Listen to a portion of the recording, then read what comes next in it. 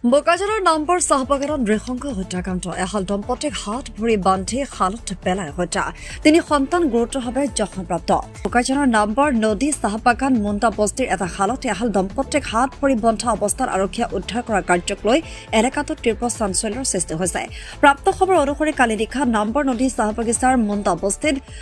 জৰুলুম মুণ্ডাৰ ঘৰত দুৰ্বৃত্তৰ চলোৱা আক্ৰমণত আহত হয় জৰুলুম মুণ্ডাৰ 2 কন্যা আৰু পুত্ৰ এজন ৰহস্যজনকভাৱে নিৰুদ্দেশ হৈ পৰে জৰুলুম মুণ্ডা আৰু তেখেতৰ পত্নী পঞ্চমী মুণ্ডা জৰুলুম মুণ্ডাৰ আহত পুত্ৰ শংকৰ মুণ্ডাৰ ভাষ্য অনুসৰি নিশা অচিনাক্ত দুৰ্বৃত্তই মাক আৰু দেউতাকক বেয়াকৈ মাৰপিট কৰি ঘৰৰ পৰা লৈ যায় গুৰুতৰভাৱে আহত শিশুকেইটাৰ সৰুপথাৰ চিকিৎসালয়ত প্ৰাথমিক চিকিৎসা অন্তত উন্নত চিকিৎসাৰ বাবে গোলাঘাটৰ কৌশলকৰ অসামৰিক চিকিৎসালয়লৈ প্ৰেৰণ কৰে বহু বিচাৰ খোজাৰ কৰাৰ অন্তত নিৰুদ্ধ দম্পতীহালৰ মৃতদেহ অৱশেষত উদ্ধাৰ কৰা হয় ঘৰৰ পৰা প্ৰায় 1 কিলোমিটাৰ দূৰত্বত থকা এটা খালত হাত ভৰি বান্ধি খালত পেলাই থোৱা অৱস্থাত খালৰ পৰা উদ্ধাৰ কৰে SDRF বাহিনীয়ে ৰহস্যজনক ঘটনা 24 নং দেউপানী অন্তৰ্গত এটা বহুত দুৰ্ভাগ্যজনক ঘটনা এটা ঘটিছে মোৰ সমষ্টিত বৰ্ণেউৰীয়া মুণ্ডা বস্তি বুলি অঞ্চল এটা আছে মোৰ সমষ্টিতে পৰে সেই অঞ্চলটোত যোৱা ৰাতি প্ৰায় তেওঁৰ ল'ৰাটো কোৱা মতে আমি গম পাইছোঁ যে ৰাতি 11 মান বজাৰ কোনোবা দুষ্ট চক্ৰ আহি তেওঁলোকৰ ঘৰত মানে উপদ্ৰৱ চলায় আৰু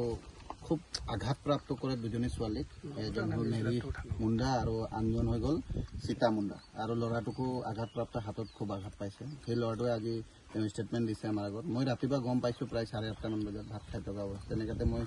কি হ'ল বুলি হঠাৎ ওলাই আহিলোঁ নিজৰ গাড়ী দি পেলাই আৰু সেই গাড়ী দি পেলাই মই যেতিয়া আহি চাইছোঁ বাচ্চাকেইটা বিচনাতে পৰি আছে পৰি থকা অৱস্থাত মই হঠাৎ ততালিকে একদম মোৰ গাড়ীখনতে চৰকাৰী MSC গাড়ীখনতে মই উঠাই পেলাই মই লৈ গ'লোঁ পুলিচ প্ৰশাসনকো খবৰ দি পেলাই তেওঁলোকেও হঠাৎ পচিয়া আহিছে আমাৰ কোঁৱৰ ডাঙৰীয়া তেওঁ আহিছে লগে লগে আমি দুটা মিলি পেলাই দুটা গাড়ী লৈ পেলাই আমি সৰুপথাৰ হস্পিটেলত তেওঁলোকক এডমিট কৰালোঁ এডমিট কৰাৰ লগে লগে তেওঁলোকে চিৰিয়াছ কণ্ডিশ্যন দুটা ছোৱালী যিহেতু তেওঁ মগজু ওলাই গৈছে এটাৰ আৰু এটাৰ ডিঙিটো মানে পকাই দিছে চাগে খুব দুখ পাইছে গতিকে পলাই মানে তেওঁলোকক এডমিট কৰাৰ পাছত তেওঁলোকে ৰেফাৰ কৰিলে সৰুপথাৰ সমষ্টিৰ পৰা আমি এতিয়া বৰ্তমান গোলাঘাট কুশল কোঁৱৰ হস্পিটেলত এডমিট হৈ আছে কিন্তু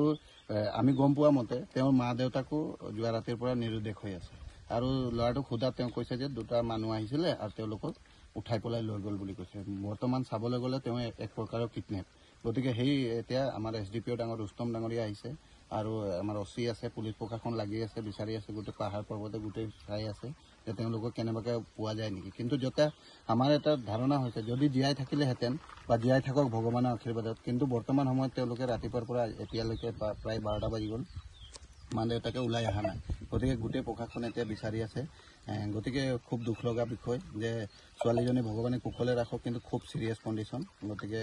ল'ৰাটো অলপ সুস্থ হৈছে তেওঁলোকৰো ল'ব পাৰিব আপুনি আৰু ডাঙৰ ল'ৰাজন চিলঞ্জান কাৰোবাৰ ঘৰত এটা থাকে তেওঁ আহিছে ল'ৰাটো ডাঙৰ ল'ৰাটো তেওঁ কৈছে যে ৰাতি মই 10টা বজাত ফোন মাৰিছিলোঁ কিন্তু ফোনটো উঠোৱা নাই কিন্তু সেই ফোনটো উঠোৱা নাই বুলি কওঁতে তাৰপিছত সেই 11টা মান বজাৰ ৰাতি ইয়াত বুঢ়ী আইতা এটা আছে সেই বুঢ়ী আইতাজনী এতিয়া আমাক ক'লে যে ৰাতি 11:30 মান বজাত যেতিয়া বৰষুণ দি আছে ল'ৰাটো গৈ পেলাই তেওঁলোকৰ ঘৰত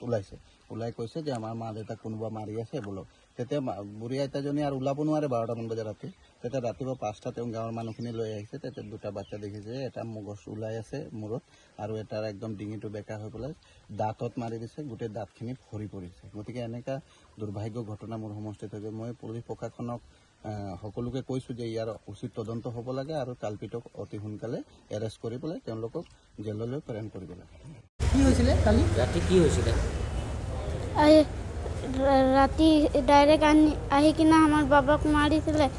আমাক মাৰিলে আৰু আমাৰ মাক কোনে মাৰিলে কোন আহিছিলে কেইজন জানাই নাই কেইজন মানুহ আহিছিলে দুইজন আহিছিলে আহি তোমালোকক মাৰপিট কৰিলে আৰু মা আৰু বাবাক কি কৰিলে हमके पास बाहर निकल तो हम भागली तक और मादर के निकलालो और ले गेलो মা আৰু বাবাক লৈ গ'ল কিহত লৈ গ'ল গাড়ী লৈ আহিছিলে নি নাই দেখাই নাই আমি কিহে মাৰপিট কৰিছে কিহে মাৰপিট কৰিলে ভণ্টিক হাতত কি আছিলে লাঠি চিনি পোৱা নি মানুহকেইটা চিনি পোৱা নাই কেইজন মানুহ আহিছিলে দুইজন